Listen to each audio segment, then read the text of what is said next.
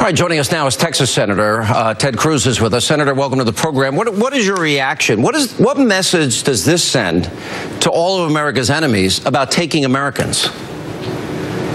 Well, Sean, it's great to join you this evening. You know, this is yet another tragic mistake. It is the latest manifestation of the failures of the Obama-Clinton-Kerry foreign policy.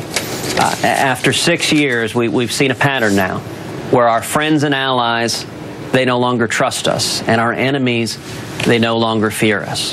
First it was Russia, then it's Iran, then it's Cuba, and consistently what President Obama has endeavored to do is to show weakness and appeasement towards our enemies. You know, right now, Cuba, an oppressive totalitarian dictatorship just 90 miles off our shore that is an avowed enemy of this country.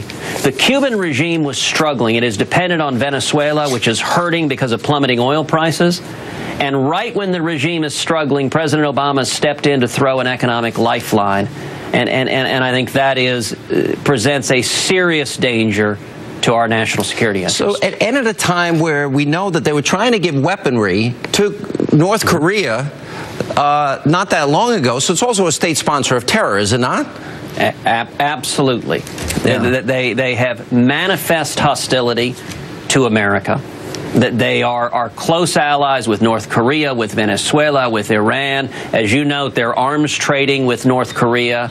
And indeed, you know, there's another component of this deal. Not only is it the sort of appeasement that we saw, you know, if you remember the beginning of Obama's presidency in 2009, one of the first things he did was cancel the anti-ballistic missile batteries that were scheduled to go into place in Poland and the Czech Republic.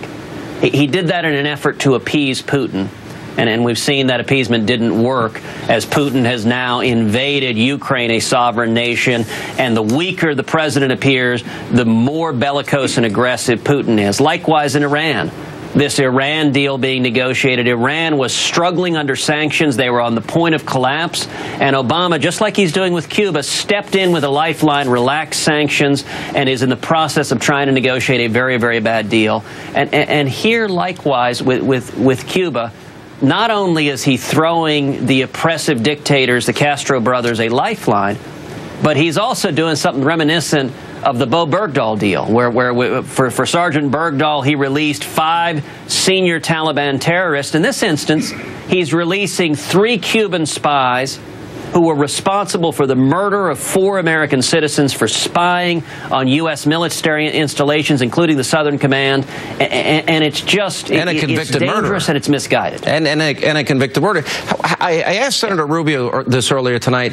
The president doesn't have to face the voters again. There's no more midterm elections for him. He's unencumbered in that way. How do you interpret what he's doing and the way he's acting? And then when confronted by you even get criticized by the Republican Party for saying, wait a minute, this is lawless, unconstitutional. Right.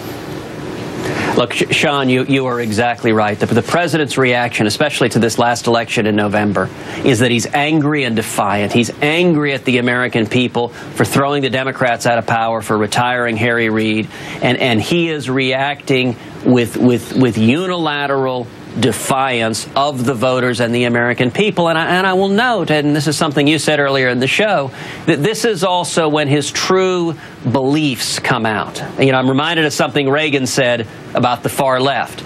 It's not what they don't know. It's that so much of what they know just isn't so. You know, we all knew leftists in college that had posters of Che Guevara on the wall because he was such a chic, good-looking leftist, never mind that he was an oppressive, brutal murderer.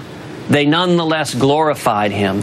And unfortunately, the foreign policy views of the Obama-Clinton-Kerry foreign policy is they do not understand the nature of our enemies. They do not understand that weakness is provocative. And the Castros are looking at the president demonstrate weakness to Putin, demonstrate weakness to Iran, and they're taking advantage of this to get an economic lifeline from the Obama administration. How do you suggest, and what would you advise your fellow Republicans in terms of how to deal with this? Because the president even mentioned that there might be a component that Congress deals with here.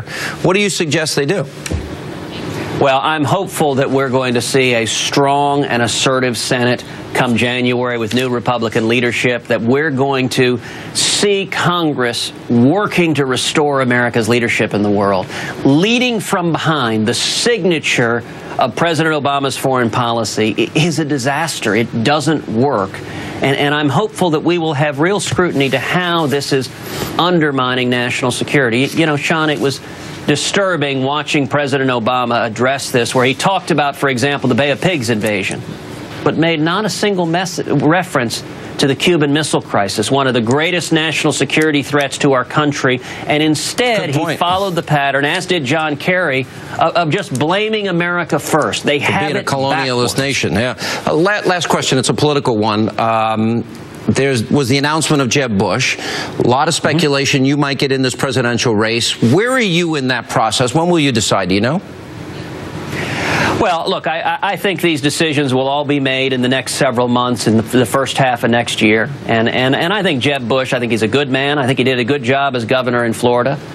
He's indicated he's thinking about this. He'll have to make a decision in the next several months. And I think we will have a robust national discussion about the direction for the Republican Party and the direction for the country.